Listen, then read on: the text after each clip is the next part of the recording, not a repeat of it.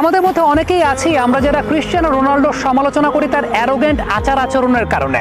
কিন্তু আপনি কি জানেন 2011 সালে যখন ইউরোপের গোল্ডেন বুট CR7 জিতেছিলেন, পরবর্তী সময় 2017 সালে সেই গোল্ডেন বুটটাকে তিনি নিলামে তুলেছিলেন এবং নিলামে তোলার মাধ্যমে 1.2 মিলিয়ন পাউন্ড আয় হয়েছিল। যেই আয়ের পুরো অর্থটা CR7 দান করেছিলেন মূলত ফিলিস্তিনের গাজায় মুসলিম শিশুদের স্কুল সংস্কারের জন্য। এই যে এই ধরনের আত্মনিবেদনের জায়গাটা, কিংবা একজন ফুটবলার তার ফুটবল খেলার বাইরেও এরকম কর্মকাণ্ড করছেন, এগুলো কিন্তু প্রত্যেকের জন্য একটা অনুকরণীয় দৃষ্টান্ত। শুধুমাত্র